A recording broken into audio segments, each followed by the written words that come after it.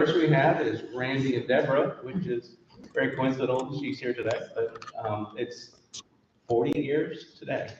Wow.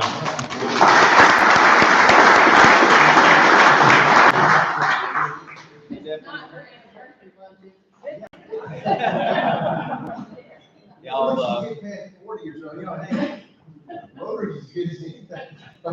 so y'all console Miss Deborah today. Don't forget, we have a board meeting today. Annual banquet is June 15th, and so no meeting on June 14th. Member announcements. I don't know if Barbara wants to say anything about last night, but she and John and Kelsey did the year ceremony for Road. West Georgia Community Interact. West Georgia Community. What she said. It was a wonderful time. I was there just watching and had a wonderful group of kids and gave out the awards for the year and introduced the new officers for next year. Some parents were there also, so they all had a wonderful time. Did you want to say anything else about that? I just wanted to thank you for coming this night, and also I wanted to publicly thank John Harrell, because he's our guy that's always there for us every week and make sure that we have a nice place. We're in the boardroom of the Coleman Community Center, so the kids feel really royal, so thank you, John. Thank you, Kathy. Yeah.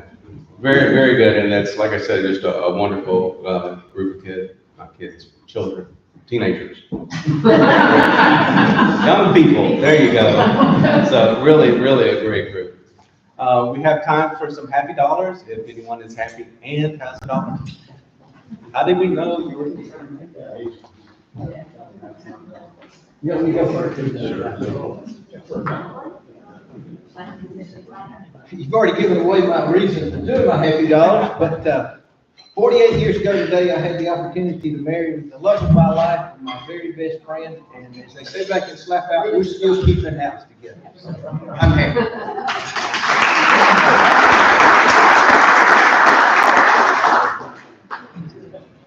I have two happy dollars today. One, I'm happy to finally announce my office, DLDA, has been working with a team from Google and the Main Street America folks, and we are starting a new program called Grow with Google. It is done through our office and will be for the entire state, but we're going to start here in LaGrange, and our initial kickoff event will be May 31st at the Corn Auditorium at LaGrange College, and registration is just open, so Google will be here inviting some of the politicians, but we need about 30 to 40 small business owners who want to participate in the first kickoff event in first class. So see me afterwards if you'd like to be a part of that. Secondly, and more personally, my oldest son, Will, who many of you may know, went to work in Seattle at Amazon last year and was sadly laid off in February. But don't feel bad for him. He's been snowboarding for 3 months. Well, I won't severance with Amazon. But he just signed a contract with the Atlanta Braves and will be moving back to Atlanta to work for the Braves. Go Braves!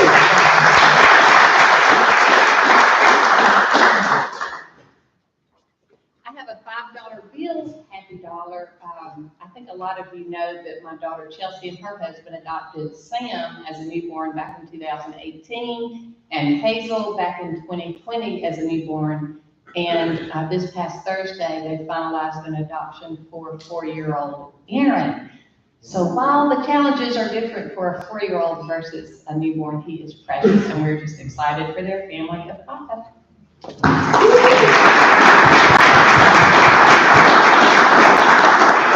So about 5 years ago, New Ventures bought the former Signal Knitting Mills on Luke Industrial, and we have been renovating very slowly for the last 5 years. And we're at a point now where we would love to share what we've done and let people come out and take a look. You have an invitation on the table there to an open house tomorrow from 11 to 1:30.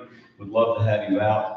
I talked to Chuck Franklin yesterday and found out that it was really, this building sits on 31 acres of the first 75 acres that was bought from the industrial park. So we're very excited to share what we've done renovating a building from 1968. So thank you. Come on out.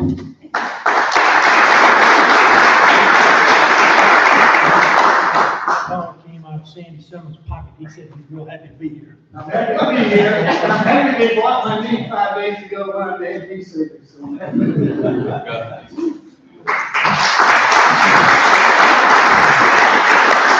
right, thanks, y'all. Kate, you'll come up and introduce our program. Thank you. I'm delighted to introduce Clay Bryant today. Some of you will remember he spoke to us, was it a year and a half ago? About Gwendolyn Moore, his first book, found in a well or who died in a well just outside of Hogansville. Clay was born and raised in Troup County. He began his career in law enforcement with Georgia State Patrol.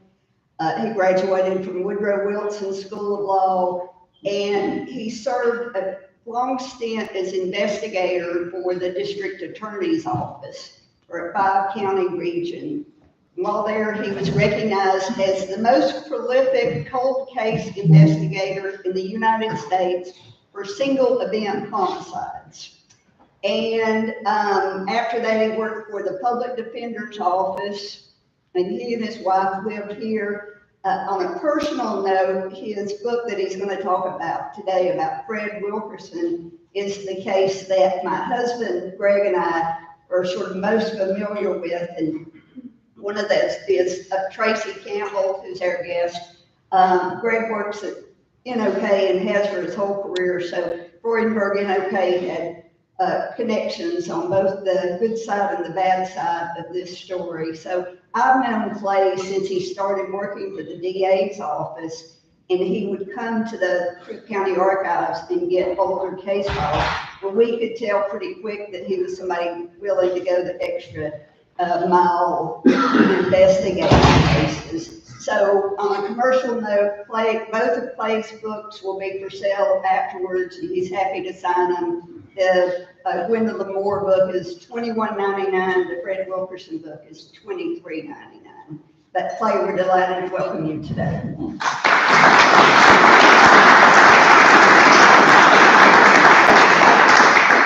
Thank you, Ms. Gary. I appreciate the opportunity to be here with you today. I have had the distinct honor and pleasure to be able to be involved in some things that found some relief and some comfort to people. And that has surely been the highlight of my professional career. When Ms. Kay introduced Tracy Campbell, she left out her maiden name, which was Wilkerson. She's the daughter of Fred Wilkerson, who this book is about. We had a book launch with Pretty Good Books did Saturday. We had a huge crowd at the Callaway Auditorium. When they said they were going to be over there, I was scared to death it was going to be 3 folks, and one of those was my wife and a couple other folks. But it turned out really nice, and I appreciate it. But the book is about the disappearance of a man in 1987, and Fred Wilkerson. And it came about that he'd gotten involved with a lady that basically was probably one of the most evil and scheming, conniving people I have ever had displeasure of dealing with.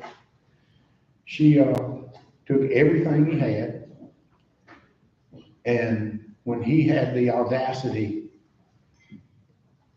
even though he's not the one that instituted it, he had borrowed, after he'd run out of money, he was trying to borrow some more money to finish a marital home for her. He went and he to the bank. The bank said, "Gee, Fred, you tapped out." And a friend of his loaned him some money, well, actually signed a note with him for some more money. Built a swimming pool. Shortly after the house was complete, everything was like it ought to be. She throws him out of the house. Everything he ever had was there. All, his life savings, everything. But Fred's just a hardworking, just a good guy, community guy. And on Thanksgiving weekend of 1987, Fred falls off the face of the earth after having that afternoon was the last time they ever saw their daddy alive. The next time they would see the remains of their daddy was in 2003. And when we retrieved his remains from an abandoned and covered well in rural Troup County. But the story is one of greed and deception and arrogance. And she hit all those buttons. Can honestly say though, that with a certain amount of pride, that she today resides in Pulaski State Prison, where she will reside till she dies. And there she, still in her old ways of deception, she's the leader of the prayer group at Pulaski State Prison. But the day that we searched to find, we were going to search for the remains of Fred, we discovered where we thought the well was. Had been told by a guy that covered the well. And I never will, Connie's statement, when we got there, she'd moved another guy into the house and asked where she was. Well, she was in town doing her Christian work. When she got there, told Connie, I said, we're going to search your properties. Well, everybody's always talked about it, and there's, and we're sitting there, we got a track hole and a dozer, and all sitting on low boys and broke clay. And I said, well, we're gonna start right up there where the old well was. And her statement was, well, if he's up there, I don't know anything about it. And after about a couple hours, we had a world-renowned criminal anthropologist, Dr. Frederick Snow. I got to be friends with him on a prior case that I worked. And he worked for the GBI, and he came down and he excavated a well, which is a really interesting thing to watch. He would, as he started, first thing he did was push the top of the ground off, and you could see the cylinder of the old hand dug well. It was almost big as around that table, but it was just a perfect cylinder. And he'd dig beside the cylinder, and he'd stand in the place beside it, and he excavated the well itself by hand. And when he got out about 20 feet, found a roll of carpet, and in that carpet was the remains of Fred Wilkerson, some tools, hacksaw, some pieces of pipe, and still in his pants, his shirt, was personality that identified him for sure. But that was, and some of the other things, and if you read the book, you'll see, it is absolutely insane. When we searched the house, there were audio tapes that she had of Fred. One with Fred, one with her current soon-to-be ex-husband that also testified in the trial, along with one of her children that testified against her. In that audio tape, she has it in her possession in a purse. 17 years since she had made the recording. And in that recording, she says, Fred Wilkerson, you son of a bitch, I'll kill you. And that was on a Tuesday, and on Friday she did just that. But, and excuse the language, but that's the quote from what it was. But again, one of the highlights of my professional career was being able to, people talk about closure. There ain't no such thing. You lose a member of your family like this, there's not closure. You might find some finality, but closure is never going to happen because there's going to be Father's Day. There's going to be Christmases, all the other things that make you think about it. Think about the person that's not there. Our society today is just, we're worried about everybody in the world except the folks that are hurt the worst. I personally just can't understand where we've gone as a society. But I guess it's kind of neither here nor there. If you have any questions about the case or anything, I'd be glad to try to address those. Will you share the story of how you initially got involved in this case?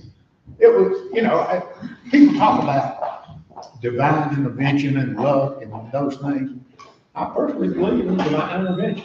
God has a plan for some things, and if you're real lucky, you follow it all into place for you. And in a 3-year period, we had the honor of solving 4 cold case murders. The oldest was 33 years old, and the youngest was 14 years old. In every one of those cases, you get to an impasse or get to the point where you're going to take the case up, and out of the blue, something would happen that puts you on the path to solving the case. This particular case, we had a summer storm. We just finished the Moore case, made an arrest in it.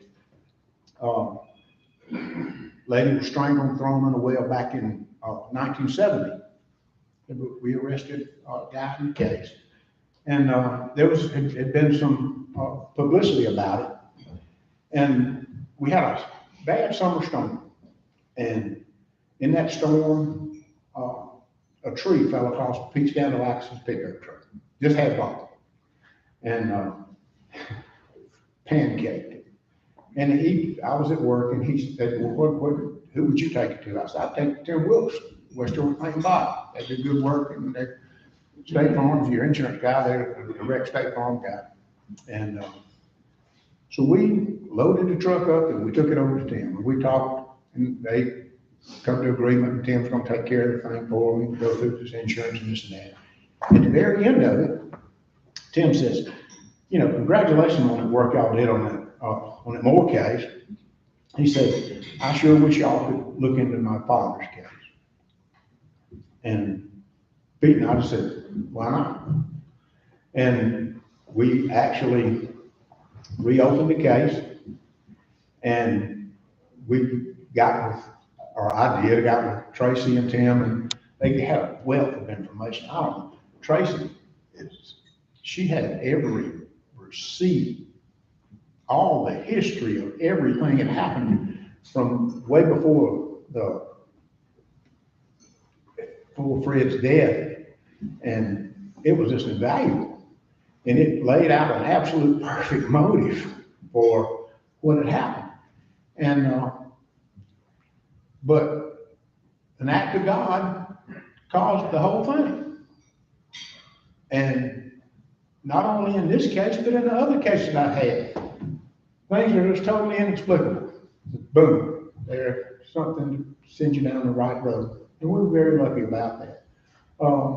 In this case, we found out quickly that I sat down with Tim and Tracy, and they told me, well, when Connie actually, her name was Connie Queen, from the time she killed Fred, for the next 7 years, every 6 months, she paid a life insurance policy premium on him. And at the end of the 7 years, and this is a person that's asleep no further from here to the road out there from where I have disposed of his body. And she she had to file a motion in probate court to have him declared dead because she had a vested interest in his estate, that life insurance policy.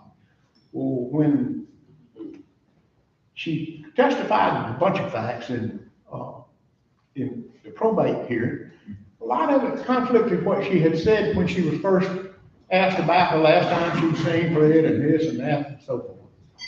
And young lady, it was publicized in the newspaper, back then, especially we were growing shorts, we wasn't growing and doing the things we're doing now. Everybody knew everybody's business. Still a lot of that, but anyway, young lady saw that his car had been located at the Atlanta airport, and she contacts Peter Alford and said, who was representing Tim and them and Tracy, because they were contesting Connie didn't anything. having him declared dead. So this young lady comes forward and says, you know, that weekend, she called me and had me pick her up at the airport. That she was gonna drive a car that some friends of hers had came down from West Virginia, and, but she never let her see the car. She just told her, pick her up at the airport. She was leaving now and had her go in a different direction. And this young girl, she just graduated high school. She knew everybody involved. At that point, Fred, she didn't know Fred was missing. This was on Saturday morning after Thursday night, Friday, that Fred was killed. And when she read in the newspaper about the car being found, she calls Peter off. Why, I do not know. That information had been conveyed to law enforcement at the time, and it just, nobody ever talked to her.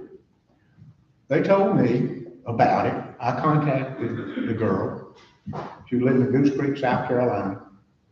The next day, I was at Goose Creek, South Carolina. She gave us the road map to be able to solve the case. And from the time we got the case to the time he had recovered his remains, 30, 45 days maybe. And it was just, it's heartbreaking. For 17 years, the Wilkerson family posted flyers on the doors, asked questions, and then everybody in the world, every once in a while, somebody said, you know, I think I saw Fred. And even to the point where somebody saw him get off an elevator in Las Vegas. And they, of course, they got the footage from the hotel that it was in, and it wasn't. But, you know, you could see a resemblance, but it wasn't Fred Wilkerson. And it just went on and on and on. And I can't imagine, again, the fact that thing about closure. How do you get closure? 17 years, you know. And the bad thing is, all you had to do was get to know Fred. You got to know Fred, the idea of him, the law enforcement at the time, their theory was, bless his heart, he was broke. He just wanted to go start a new life. Well, when his car was found at the airport with 2 uncashed paychecks totaling well over $1,000. And if you knew him, you knew that he coached Little League baseball. He was volunteer fire chief. He was a family guy. Went to every recital, baseball game. Wilkerson wasn't going anywhere. I don't know why in the world they would have bought that, but they did. And the whole time, for the next 17 years, they told him, Daddy hadn't done that. But for whatever reason, I guess it was just the easy way, the easy road to travel. They accepted it. And I thank the good Lord that he saw fit to blow that pine tree on Pete's truck. Pete wasn't quite happy about it. But anyway, if you got any questions about it, And will you mention, if anybody wants more information, there's been 2 or 3 different TV shows that I guess are on YouTube.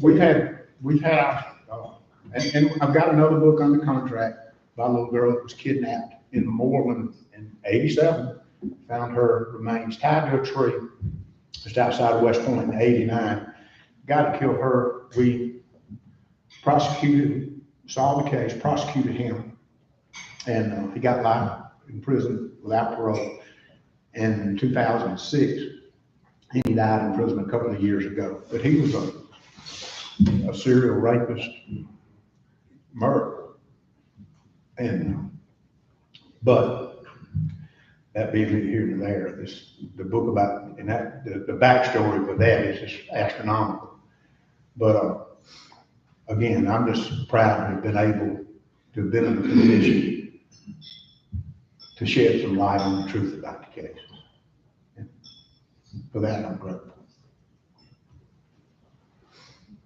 What are the special talents it takes to be a good investigator what are the special talents you have? Are you working on something now? Well, no, I'm not working on anything now. I retired a year and a half ago. And, there's something I'd like to work on, but, you know, it's time to stop. But the main thing a good investigator has to do is listen. You know, my daddy told me a long time ago, you don't learn a lot with your mouth open. And that's the truth. In this case in particular, if you had listened to that family and got to know him, you wouldn't have been quite as easy to accept that wore out story about, well, he just fine if he go and find him another life. He never wanted to leave his life. And that's it. And never get to the point to where you put on a set of blinders. You know, investigator, I'm the smartest guy in the world. I know everything. And what you do when you jump into that mindset is you get a scenario or a theory in your mind and you work toward it. And you only look at things that are in your theory, and everything else is easy to discard. And you go down that rabbit hole and it leads you into nothing. And then once you get so far down it, you don't want to hear anything else, because now anything else that comes up, it disproves what I thought. And that's it, you know, that's the worst thing a well investigator can do, is close your mind. Yes, ma'am. Are you familiar with the Carol Evans case from West Point? Ma'am? Carol Evans? Are you Yes. familiar with that at all? Yes.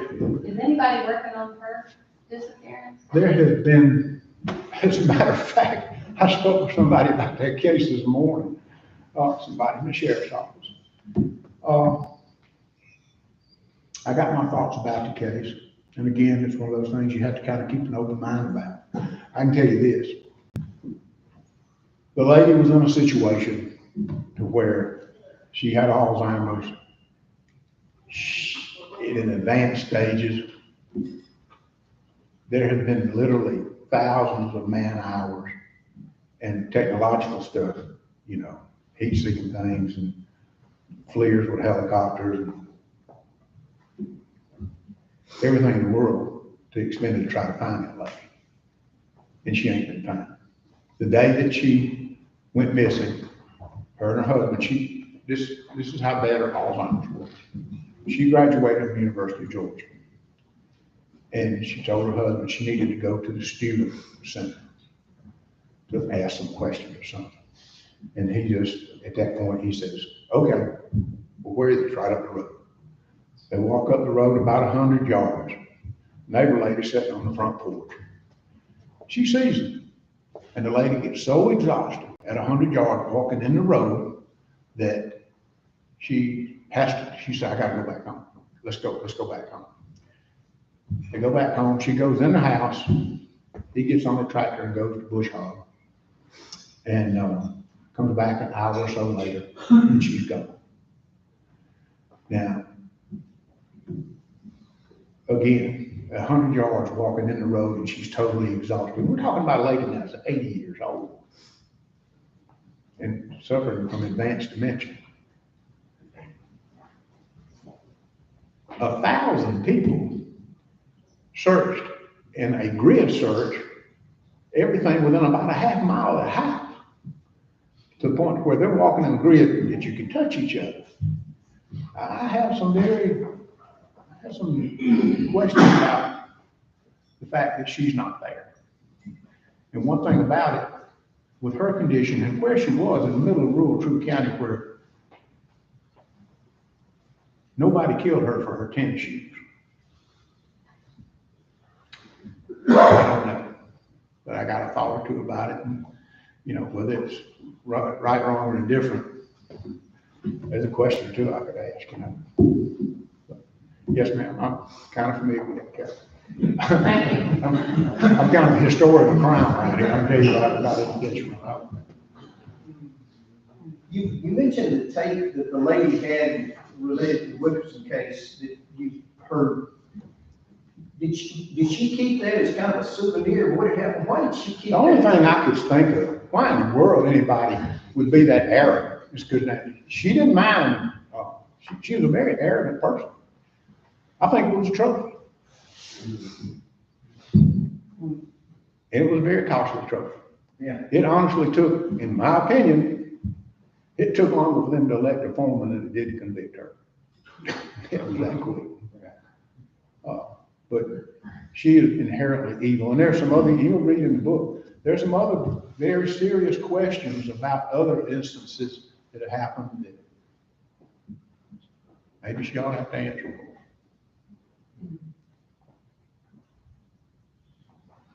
Anything else? Yes. Have you ever had a case where you were surprised by who done it?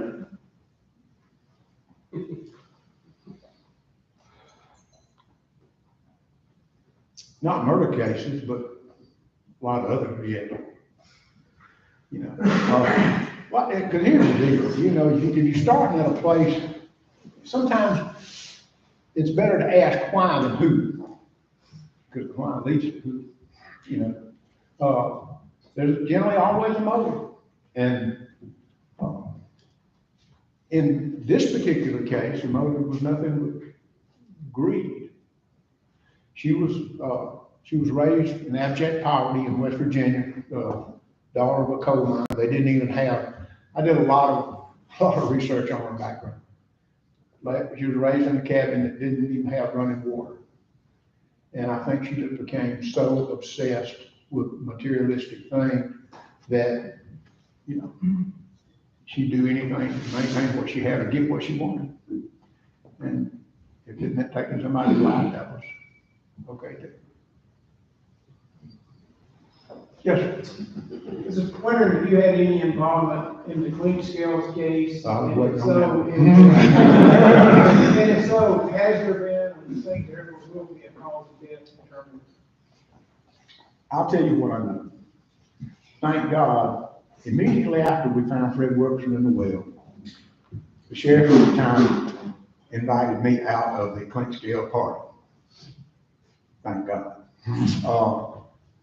Up to that time, we'd actually exchanged a little information, and I questioned a couple of things. And next thing I know, I knew the sheriff had written a letter to the district attorney and said he didn't want me to have any involvement in the case.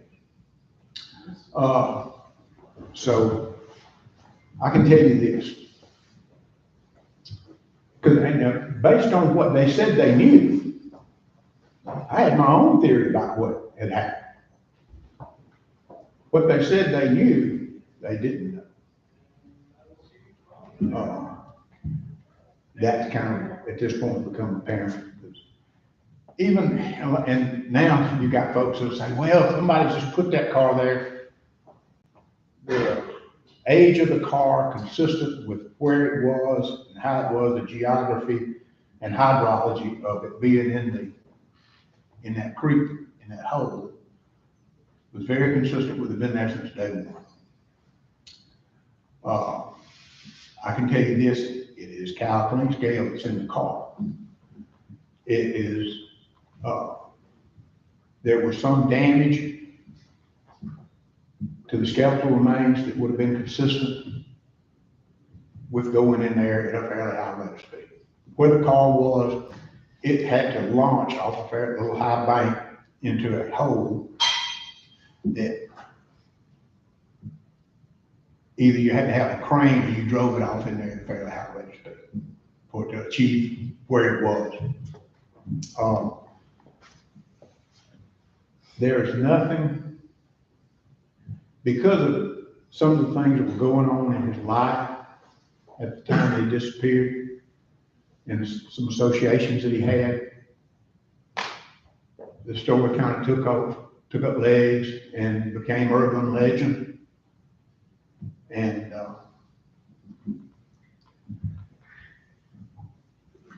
everybody now, you know, and there's some folks now that say, well, in the last little while, that car was placed there and this and that.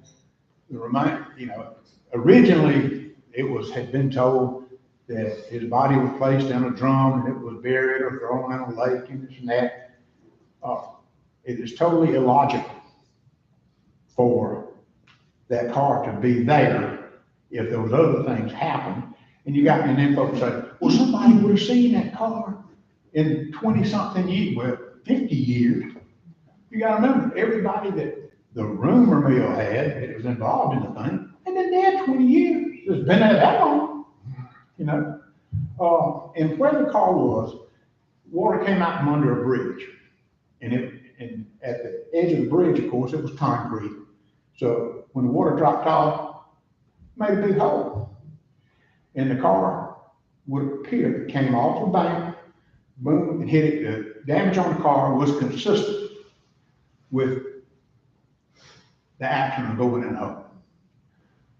When they found the car, the headlight switch was still on. The car was in drive. And his remains are in the car. And it appears that they are weathered to the point that would have been consistent with him being in it. Whether, you know, and there's some folks who will never accept that because it became urban legend, you know. And the bad thing is, what they said they knew at the time proved, well, to me, proved not to have been so, and that didn't help anything. The only thing that I hate worse than anything is that Mr. and Miss Clinkscale didn't live to see his body recover. That was an awful thing. It's back like a closure thing they never knew. But I can imagine this, if the things that were said and that were done, it had to eat on them because they never knew the truth. And that's cold. But anyway, that's me and Guy Clinkscale.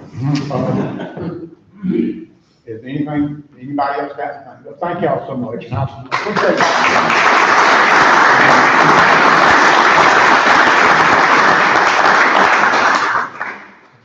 Thank you so much. Don't forget to come up and check out the books. Welcome to all of our guests, all of y'all that live out county in a rural setting. Sleep well tonight.